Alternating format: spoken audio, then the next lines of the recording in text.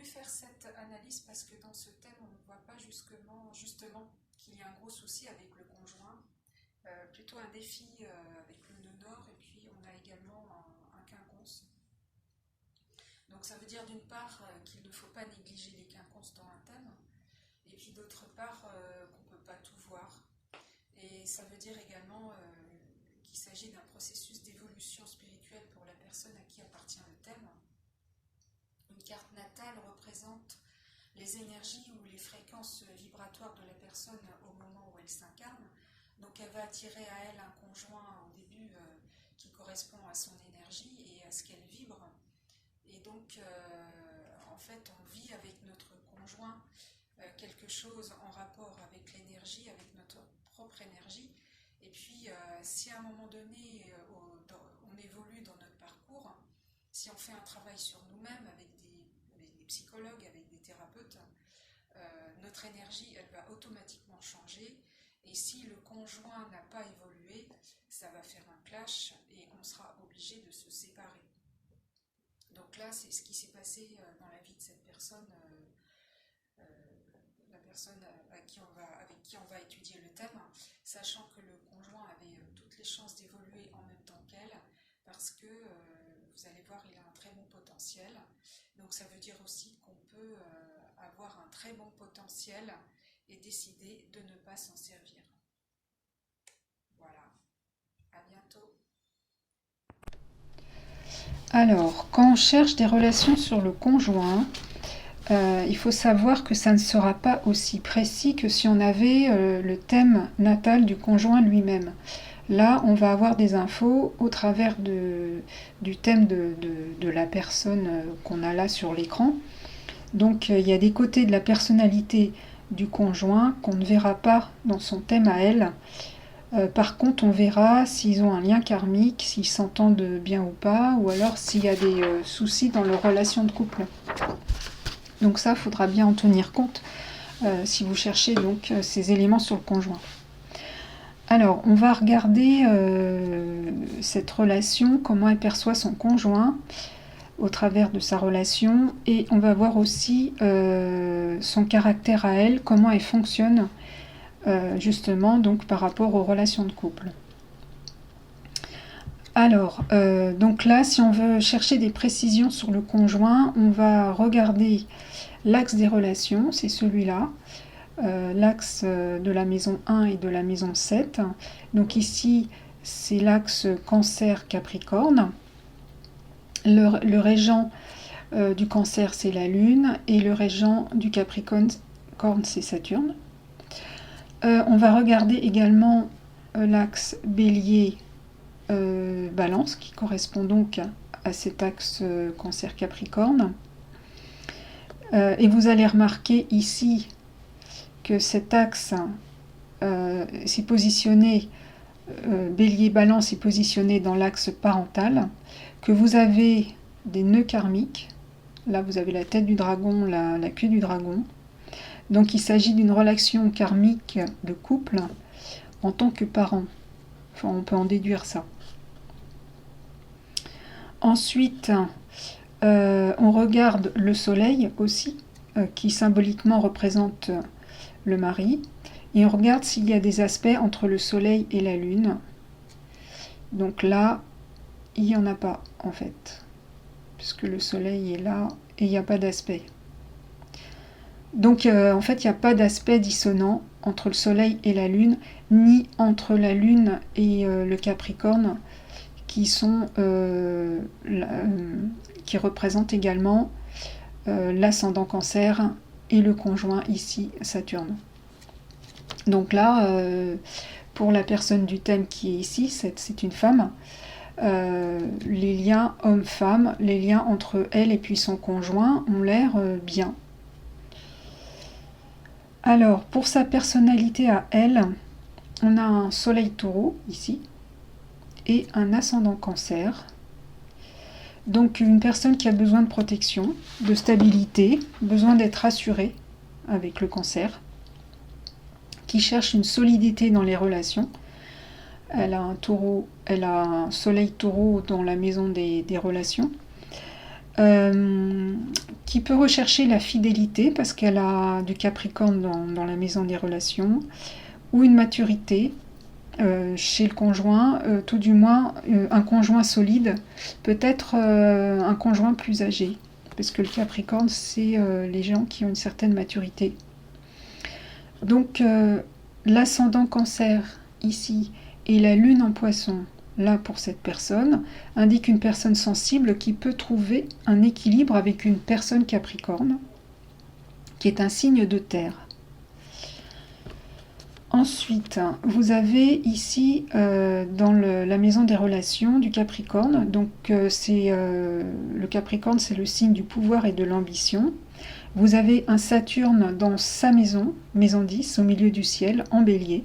C'est un conjoint qui a une ambition personnelle ou bien une relation de couple ambitieuse avec un chemin de vie à deux concernant la carrière sociale. Saturne sur le nœud nord, ici, indique un objectif commun pour les deux, puisque Saturne c'est le conjoint, et puis le nœud nord, c'est son nœud nord à elle du thème natal. Saturne est très fort en maison 10, il est en domicile, donc il est déterminé, c'est son but, il doit être déterminé, persévérant, patient, endurant. Il doit maîtriser ses ardeurs, représentées par le bélier, son impatience, ses humeurs, sa réactivité, ses impulsions. Saturne au sextile de Mercure, qui est un aspect harmonique, peut indiquer, puisque Mercure est à la pointe de la maison 12 des vies antérieures, des relations karmiques entre deux de type fratrie, des liens très forts et solides. Avec là, Saturne, ça veut dire que ça dure depuis très longtemps. Et là, c'est une maison karmique. Donc ce sont des liens, ils ont des liens entre tous les deux qui durent depuis plusieurs vies. Et pour que le nœud nord marche correctement, s'ils ont envie de faire les choses à deux, il faut que ce lien soit très fort. Ici. Saturne et Mercure en Gémeaux indiquent aussi une carrière commerciale possible comme objectif. Bélier, c'est l'auto-entrepreneuriat, donc il peut y avoir une création de quelque chose à deux, basé sur le relationnel, ici, Gémeaux, donc aussi basé sur la clientèle. Donc c'est quelque chose de très ambitieux dans tous les cas, parce que Saturne est conjoint au nœud nord, au milieu du ciel. C'est un défi. Saturne Bélier, c'est se réaliser dans une carrière en développement, l'esprit d'entreprise, ici. Donc c'est un défi pour la personne du thème parce que l'ascendant est Cancer et on a un nœud sud en Balance. Ça indique une personnalité très famille, donc une personne qui attache une grande importance au foyer et à l'harmonie à la maison et aux relations de couple à la maison. Alors une maison 4 en Balance avec un nœud sud, ça veut dire qu'elle a besoin d'un socle familial ou relationnel pour se structurer, pour pouvoir se réaliser socialement. Le Soleil, ici, avec Vénus en Taureau, il y a un grand besoin chez la personne de ce thème de stabilité sur le plan affectif et pour trouver son équilibre. Alors, vous avez ici, avec Saturne, ici, au carré de la maison 7 des relations, c'est un aspect dissonant. Vous avez également ce carré ici à l'ascendant, une opposition que je n'ai pas mise au nœud sud, et donc ça vous fait ici un carré qu'on appelle une croix cosmique. En fait, vous avez une croix comme ça. Donc, ça indique un défi de se réaliser socialement. Ça indique que ce défi de se réaliser socialement nuira automatiquement à la vie de famille ici, à la vie de couple également. Et inversement, ce qui va se construire ici nuira à la carrière sociale Donc ça peut indiquer ici, si elle se construit là-dessus, si elle se base ici, qu'il va y avoir un retard dans la carrière pour les deux personnes. Parce que ça passera automatiquement en priorité, surtout s'ils ont des enfants. Saturne au carré de la maison 7 des relations de couple peut indiquer le célibat ou un mariage tardif. Donc il peut y avoir la nécessité d'être célibataire ou de se marier tard pour pouvoir se réaliser socialement. Et ici, avec le nœud sud en balance, ça sera vécu comme une contrainte. Donc si elle s'est mariée jeune, va falloir rectifier le tir à un moment donné lors d'un passage de transit planétaire par exemple. Parce que Saturne, là, c'est le sacrifice. Il peut y avoir la nécessité de faire un sacrifice. Donc vu que Saturne représente le conjoint, on peut en déduire que c'est pareil pour lui, à moins qu'ils avancent ensemble, ici, là, avec ce sextile, vers cet objectif en mettant de côté la vie familiale. Voilà, ici, qu'on retrouve ici. Ou bien en l'adaptant, parce que comme il s'agit d'une opposition, c'est moins dur qu'un carré. Alors avec Mars Gémeaux, ici on a un Mars en Gémeaux et puis un Mercure en Gémeaux, c'est l'esprit d'équipe, quand on fait les choses à deux. Donc il y a vraiment cette réalisation à deux de possible, ils ont vraiment le potentiel, mais il faut faire des sacrifices. Avec Mercure, ici, qui est en bon aspect au nœud sud, si on tire un trait, il y a un bon aspect ici, un trigone, et il y a aussi un sextile au nœud nord, donc c'est possible qu'ils aient déjà entamé le processus dans d'autres vies. Donc Saturne conjoint au nœud nord, ça peut être aussi se réaliser à deux, mais en sacrifiant la vie de famille ou bien en l'adaptant. Alors donc ça sera très contraignant pour la personne en ascendant Cancer, parce qu'elle elle a comme objectif de fonder une famille. Alors, Saturne, ici, je vais reprendre l'autre. Saturne ici, vous voyez qu'il y a un quinconce à Pluton et Uranus, et que c'est un quinconce qui est en orbe très serré. Il n'y a même pas d'orbe, c'est 20 degrés, 20 degrés. Donc il faut vraiment le prendre en compte dans l'analyse. Pluton, c'est les remises en question, et ici, le quinconce, c'est les choses qu'on remet au lendemain. Pluton dans la maison 3, c'est la maison 3 de l'intellect, c'est l'intuition, c'est être perspicace, psychologue, autonome, c'est la combativité, c'est aussi la force de caractère, la persévérance. Et ici, conjoint à Uranus, c'est l'éveil et c'est aussi le fait d'être autodidacte. Donc avec un quinconce à Saturne, ça veut dire qu'elle ne se sert pas de cette énergie dès le départ pour se réaliser dans sa carrière. Elle ne se sert pas de tout ça, de tout ce que je viens d'énumérer. Elle va négliger cette énergie. Et en plus, comme ces planètes sont rétrogrades, elle va le faire, mais à la maturité, donc vers 40-50 ans. Et encore, c'est pas sûr puisqu'il s'agit d'un quinconce, c'est un choix. Donc, comme elle le sait qu'il y a cette chose-là à faire, ça peut créer une tension. Les quinconces créent toujours des tensions sur le plan psychologique, surtout ici que c'est le signe de la Vierge. La Vierge, c'est un signe très anxieux. Donc, Pluton est maître également de la maison 5, en Scorpion. Donc, il y aura des tensions sur le plan affectif et aussi des tensions avec les enfants. Et ces tensions, comme il y aura des tensions, elle pourra considérer l'ambition sociale comme anxiogène et donc attendre pour se servir de cette énergie qu'elle a développée sûrement dans d'autres vies. Là, parce que c'est rétrograde, donc ça veut dire que ça a été développé dans d'autres vies. Mais elle va attendre parce que c'est trop anxiogène. Voilà. Elle met d'abord la vie de famille, les enfants par exemple, en premier. Alors Saturne, c'est les relations conjugales, ici, et Pluton, les sentiments, puisqu'il est maître de la 5. Le quinconce peut indiquer également donc, des sentiments ambigus avec le partenaire. Ce n'est pas une opposition ni un trigone, c'est entre les deux. C'est pour ça qu'on appelle ça un quinconce. Pluton, c'est ce qui est caché, donc il peut y avoir aussi des choses qu'elle ne veut pas voir en rapport au conjoint aussi. Ensuite, donc Pluton, c'est une planète karmique, donc il y a un programme karmique à régler entre tous les deux, qui a pu être poussé depuis plusieurs vies,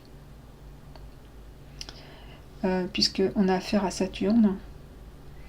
Et avec le quinconce, dans cette vie-ci, il va falloir l'assumer. Et donc ça concerne la carrière sociale et les remises en question. Voilà. Pluton, c'est également les enfants, Pluton est maître de la 5, des enfants, ici. Donc il y a un programme plutonien pour tous les deux, avec les enfants, et avec Neptune, ici, ça forme un iode. Vous avez un iode. Donc ça met Saturne en valeur. Saturne, ici, assume une responsabilité parentale. Ça peut être une garde monoparentale avec le bélier. Et dans tous les cas, une nécessité de se remettre en question par rapport aux enfants, ici. Alors le scorpion, dans la maison 5, c'est pas une bonne position au départ pour les enfants, surtout avec Mars et Pluton. En aspect dissonant à la Lune. Alors la Lune, c'est la fécondité, la maternité, la femme. Et comme donc il y a des aspects dissonants, surtout ici à Pluton, qui représente les enfants, il pourra y avoir des problèmes de santé sur le plan hormonal et liés à la fécondité. Mais c'est pas aussi dur qu'un carré, parce que c'est une opposition, c'est moins dur. Donc Mars en Gémeaux, ici, dans la maison 11, indique qu'il peut y avoir beaucoup d'enfants. Donc ça peut être une difficulté à en avoir plusieurs avec ce carré, ou au contraire des difficultés au fait qu'elle en ait plusieurs. Une lune en poisson ici avec une Vénus en taureau, plutôt ici, et du Jupiter dans la maison, dans cette maison là ici, c'est la fécondité, ça c'est la maison du taureau, c'est une maison féconde. Donc Vénus, taureau, lune, poisson et Jupiter dans la maison 2, c'est vraiment la fécondité. Ça veut dire que c'est quelqu'un qui est très fécond, la personne de ce thème. Elle peut tomber enceinte facilement et à ce moment-là, Saturne peut vouloir dire, conjoint en nœud nord, stop, je maîtrise ma fécondité et donc c'est un défi pour elle, par exemple, si elle veut en avoir plusieurs. Ou alors au contraire, ça veut dire oui, je décide d'en avoir plusieurs et je l'assume. Il peut y avoir ces deux possibilités-là. Alors Pluton, c'est aussi ce qui est caché, c'est les instincts, les pulsions. Donc en rapport à Saturne, qui représente le conjoint, il peut y avoir un comportement du conjoint vis-à-vis des enfants qui n'est pas clair, ici. Et avec le quinconce, il aura un comportement ambigu. Donc il devra harmoniser ses ambitions, ici, avec un comportement psychologique qui n'est pas très équilibré si on tient compte du carré de Pluton, ici, à Mercure. Je vais en parler plus tard.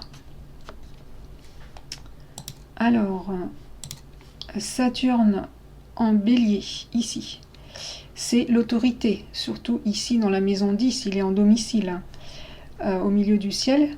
C'est l'ambition démesurée, et avec le quinconce à Pluton, ici, il peut y avoir un côté obsessionnel chez ce conjoint. On est en plus dans le signe de la Vierge, ici. Donc c'est le mental. Il y a un défi à réaliser sur le plan de la carrière, mais peut-être aussi sur le plan de sa paternité. Parce que quelque part, il a un contentieux karmique à régler avec eux. Pluton, c'est le karma. En plus, il y a une rétrogradation ici. Alors, mais il aime les enfants en fait. Parce que vous voyez, là, il y a un trigone à Jupiter. C'est quelqu'un qui aime les enfants. Mais ça peut le gêner dans son ascension sociale. C'est ambigu en fait. Lorsque Pluton a transité dans le signe de la balance ici, Ça n'a pas dû arranger les choses. En fait, quand Pluton est passé là, ça l'a gêné pour accéder à sa carrière. Alors, on peut regarder aussi le régent de la balance. Donc la balance, c'est là. Vénus, c'est le régent de la balance. Donc les relations de couple. Parce que ce qui est intéressant, là, c'est que ça s'oppose à Neptune. Donc Neptune, c'est le flou, surtout qu'elle est rétrograde ici. Donc Neptune est importante car elle fait partie du iode. On retrouve ici, voilà. Neptune fait partie de ce triangle qu'on appelle un iode, ou le doigt de Dieu. Donc c'est la régente de la lune en poisson, c'est pour ça qu'elle est importante. Neptune fait référence à l'ascendant cancer, donc au côté maternel et sensible de la personne du thème. Ici, vous avez un beau trigone. En fait, bon, ce ne sont pas des orbes serrés, mais vous avez quand même un trigone Neptune-Lune et ascendant cancer pour la personne du thème. Avec Neptune en 5, ici, on a un rêve avec les enfants. Neptune, c'est le rêve. Au niveau affectif et familial, mais comme la planète s'oppose à Vénus, ici, qui représente la vie de couple au foyer, il y a des illusions. Elle va au-devant de déceptions. Ça fait partie de son programme de vie, car Neptune est rétrograde. Voyez, c'est un programme neptunien. Elle va vivre des déceptions. Vénus en taureau, c'est la sincérité, les choses qui durent, la fidélité, le compagnon idéal. Et dans la maison 11, ici, c'est faire des projets de vie durable. C'est renforcé également par la conjonction au soleil. Donc le soleil, c'est le mari. Donc projet de vie durable avec le mari. Alors avec Neptune en face, elle se trompe. Elle se fait des illusions, surtout qu'on a une lune noire ici. Elle pourra se faire avoir également sur le plan financier, parce que c'est une personne très généreuse avec une maison 2 en Lion, très féconde, on l'a vu, qui rapporte beaucoup, surtout avec Jupiter. Ici, Jupiter, c'est la planète de l'abondance. Donc avec le triangle d'eau ici, Poisson, Cancer et Scorpion, c'est une personne très influençable, surtout ici avec une lune en Poisson, donc manipulable, avec Neptune dans la maison de l'affectif. Donc au niveau relationnel, elle encourt beaucoup de risques, surtout au niveau financier. Vous voyez, il y a un carré. Au niveau de la vie collective et amicale, ici, vous avez l'opposition. Et dans ses rapports avec les étrangers. Jupiter, c'est les étrangers. Au niveau sentimental, et puis aussi, ça va impliquer les enfants, puisque ça, c'est la maison des enfants. Ça va toucher la vie professionnelle, avec Jupiter ici, maître de la maison 6. Et sur le plan de la santé également. Donc, Neptune et Vénus, Neptune étant rétrograde, opposée à Vénus, qui est régente d'une sud, ce sont des situations karmiques, voilà, qu'elle va vivre au niveau des déceptions et des désillusions. Alors, ce qu'on peut en conclure, c'est que l'opposition Vénus-Neptune, c'est le premier indice qui peut éventuellement indiquer qu'il existe une manipulation et une tromperie au niveau relationnel. Mais ça ne vient pas forcément du mari, ça peut aussi venir des relations collectives ou amicales, et aussi de ses relations avec l'étranger ou les étrangers. Alors par contre, le quinconce à Saturne, ici, concerne le conjoint, mais là encore c'est ambigu, ce n'est pas très clair. Le conjoint a un comportement qui n'est pas très clair. Également, donc non seulement ici, mais également ici. Donc ça peut être là un coup oui, un coup non. En ce qui concerne les enfants et puis la paternité.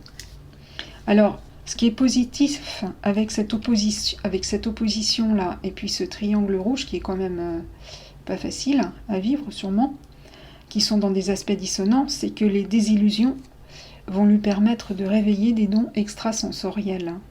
Parce que vous voyez qu'avec Pluton, ici, Uranus, au sextile de Neptune, avec cet ascendant Cancer et puis cette lune en Poisson, c'est une personne hyper connectée. Elle va se remettre en question, en fait. Elle va faire de nouvelles rencontres, ici, avec Uranus, avoir des relations différentes avec ses enfants, là. Et plus tard, ça va lui permettre de réaliser ses rêves, Neptune. Et surtout, en ce moment, avec le trigone des Neptunes. En ce moment, on a un trigone ici. Donc, quand elle va se rendre compte qu'elle s'est fait des illusions, ça va être très dur, mais ça va réveiller toutes ses facultés.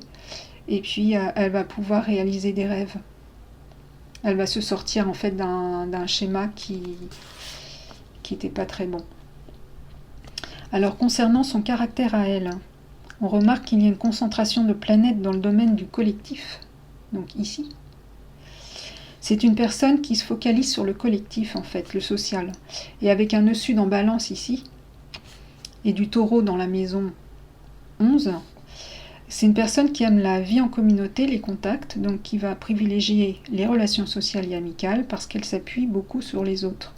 Elle fait beaucoup de choses en équipe, hein. On a Mercure ici dans le Gémeaux, un Mars en Gémeaux, et ça vient en partie du conditionnement parental, et aussi du nœud sud, donc les habitudes des anciennes vies. Vous comprenez pourquoi ce Saturne en Bélier est un défi, parce que Bélier doit s'affirmer avec le jeu, alors qu'elle, elle est restée avec le nous en balance ici, et avec le nous dans la maison de la communauté. Alors, Saturne en Bélier, c'est la maîtrise sur soi.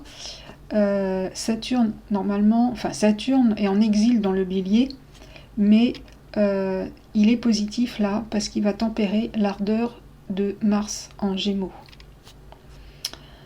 On voit dans le thème qu'il y a effectivement pas mal d'instabilité, qu'elle ne tient pas en place, hein, surtout avec ce Mars en Gémeaux.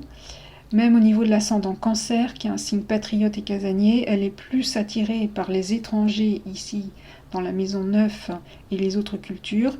Elle considère que sa famille, c'est à l'étranger. Vous voyez, la Lune est dans la maison des étrangers. Et on a une... Voilà. Elle a un Mars en Gémeaux ici, au carré de la Lune, donc ici. Ça correspond à un Mars Cancer, en fait, dissonant.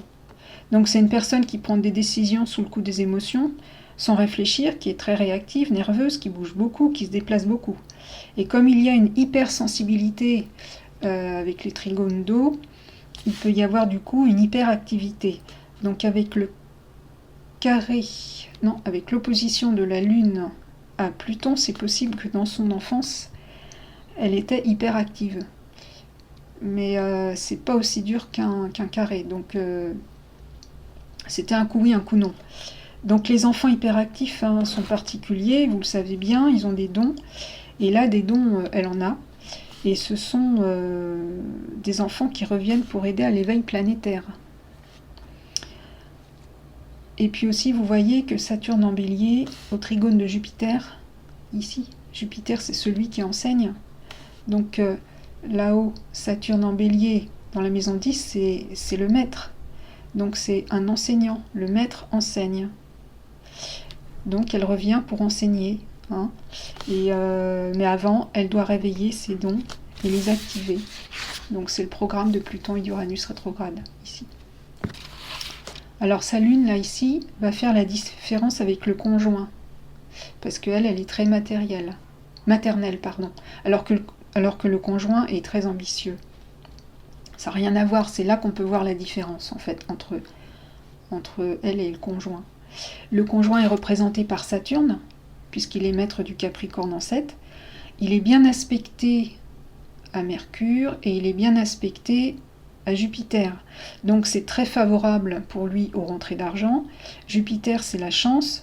Saturne est conjoint au nœud nord, c'est très favorable à une carrière prometteuse.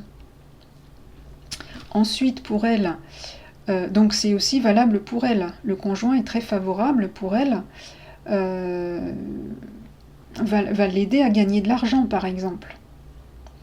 On a Vesta ici, au milieu du ciel. Vesta représente le signe de la balance avec Roland le Grand. Donc avec Vesta, on fait les choses ensemble ici. Et elle est maître du foyer. Donc ici, toute l'énergie du couple et de la famille se consacre à une réalisation sociale. Donc le défi pourra donc être à un moment donné de faire les choses en solo, donc dans le bélier, peut-être chacun dans son domaine. En rapport au quinconce à Pluton, ici, j'en ai déjà parlé, je vais changer parce que ça devient... Voilà. En rapport au quinconce à Pluton, j'en ai déjà parlé, le conjoint a un comportement donc ambigu avec les enfants et tout ce qui concerne la créativité, les loisirs et les jeux. Pluton, c'est la planète des psychologues. Il a donc aussi un problème psy avec ce quinconce. Et comme il y a une conjonction à Uranus ici, on peut en conclure qu'il a aussi des problèmes liés à l'autonomie. Saturne au sextile de Mercure, c'est la sincérité et la maîtrise de soi. Et Saturne au trigone de Jupiter, c'est l'honnêteté.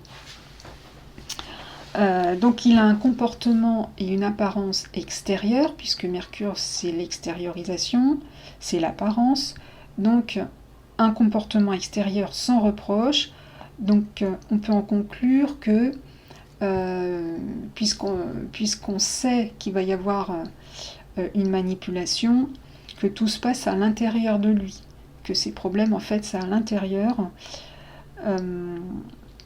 et c'est pour ça que c'est difficile d'appréhender qu'il y a manipulation. Alors le quinconce en fait est une énergie très positive à travailler pour l'évolution spirituelle, mais elle crée beaucoup de tensions si on remet le travail à plus tard. Donc ça concerne lui. S'il ne va pas dans son nœud nord, il aura également des tensions. Alors elle a également ce défi, mais elle est dans les émotions, alors que lui n'y est pas. C'est ce que je disais tout à l'heure avec une lune en poisson. Parce que Saturne en bélier est extrêmement dur. Il est intransigeant, hein, c'est la discipline, alors qu'elle est plus dans les émotions. Donc une lune en poisson tout en sensation a du mal en fait avec l'énergie du Gémeaux qui est intellectuelle, alors que lui en fait il n'a pas de mal avec ça, mais elle va avoir du mal. Donc avec le carré de la lune à Mars, on l'a aussi en Gémeaux, mais l'orbe est plus grand. On voit qu'il y a des disputes, hein, qu'elle est beaucoup dans la réaction et qu'elle ne se maîtrise pas, alors que le conjoint, oui, lui va se maîtriser. Ensuite, elle a une lune qui s'oppose à Pluton, ici, ce qui veut dire qu'elle a aussi des fragilités sur le plan émotionnel et psychique. Elle va donc avoir toutes les peines du monde, non seulement à réaliser la vérité, ici, avec Soleil opposé à Neptune, hein, ça c'est le flou, mais aussi à se défendre s'il y a un divorce, ou des problèmes d'argent. Donc là, vous avez Vénus au carré de Jupiter, c'est les problèmes d'argent, et au carré de Neptune, ça veut dire qu'il y a ici un flou, des mensonges. Alors, le côté pervers du conjoint au travers de l'analyse de ce thème est très difficile à déceler, parce qu'il a de très bons aspects qui lui sont favorables. C'est cela, on l'a vu tout à l'heure, la sincérité, l'honnêteté, etc. Alors, ce qui peut mettre la puce à l'oreille, c'est le carré ici, Mercure-Pluton. Et Pluton, c'est la manipulation. Ce carré-là, c'est la manipulation, les pensées destructrices, les basses vibrations, la perversion associée à l'intelligence. Ici, Uranus, dans la maison de l'intellect, c'est l'intelligence. Uranus, c'est le maître de la maison 8. La maison 8, c'est la maison de la mort. Donc il peut y avoir des pulsions destructrices, hein, c'est aussi de l'instabilité mentale. Donc Mercure est sur la cuspide, ici la pointe de la maison 12. La 12, c'est une maison d'intériorisation, ce sont les choses qu'on cache, donc c'est une personne qui pourra cacher ses sentiments. Le conjoint, on parle du conjoint, hein, là. Personne qui peut cacher ses sentiments, ce qu'il pense, ses intentions, et avec Pluton aussi, ici, qui est maître de la maison de la créativité, il peut y avoir de la magie noire, parce qu'il a un pouvoir créateur. La 5, c'est la maison du jeu, c'est celui qui cache son jeu aussi, qui s'amuse. Alors, concernant le soleil, qui représente le principe masculin pour elle, et donc son conjoint sera un miroir pour elle. On voit une conjonction du soleil à la lune noire. Ça veut dire qu'elle aura des bâtons dans les roues pour se réaliser, et lui aussi. Mars est au carré de la lune, on le voit bien. Mars, c'est la confiance en soi, donc elle manque de confiance en elle, surtout avec l'opposition du soleil à Neptune. Elle a du mal à cerner le vrai du faux, ou à se diriger dans la vie et à cerner ses objectifs, parce que ça, c'est la maison des projets. Neptune, c'est le flou. Alors, la lune noire qui est ici, qui est conjointe au soleil, signifie aussi qu'elle s'affirme au travers d'un homme, ce qui explique peut-être le mystère de ce Saturne ici. Parce que ce Saturne, on ne sait pas trop s'il s'agit de son honneur à elle ou de celui du conjoint. Mais bon, c'est forcément son honneur à elle aussi, puisqu'il s'agisse de son thème natal à elle. Donc on peut en conclure qu'elle essaye de réaliser son honneur au travers du conjoint, en l'aidant à réussir sur le plan de sa carrière, par exemple. Alors, la lune noire conjoint au soleil dans la maison 11, ici, c'est aussi se réaliser au travers du collectif. Donc elle aide aussi les autres à se réaliser et se met en retrait si elle fait ça, au lieu de prendre sa place. Alors, pour comprendre comment elle s'est faite manipuler, vous regardez le carré de ce soleil à Jupiter, ici. Jupiter, ce sont les excès, positionnés en 2 surtout. Ce sont les excès de générosité, puisque nous sommes dans le signe du lion, et surtout avec une lune en poisson. Le poisson, c'est l'énergie de la compassion et du sacrifice. Jupiter, c'est l'optimisme démesuré qui produit les erreurs de jugement et qui va au-devant des endettements. Alors, mais c'est intéressant pour le conjoint qui a un esprit calculateur. Parce que Mercure sextile à Saturne, c'est l'esprit qui calcule. Donc c'est intéressant pour lui d'avoir affaire à quelqu'un qui est extrêmement généreux. Jupiter en 2, dans la maison de l'argent, c'est la richesse, c'est la chance pour lui, mais c'est grâce à la générosité du lion. On vient de le voir. C'est dans ce sens ici qu'il est honnête, parce qu'il respecte les lois. Ça veut dire qu'il respecte les lois. Il ne fait rien de mal, en fait, il profite simplement de la générosité de ce soleil taureau et de ce Jupiter en lion.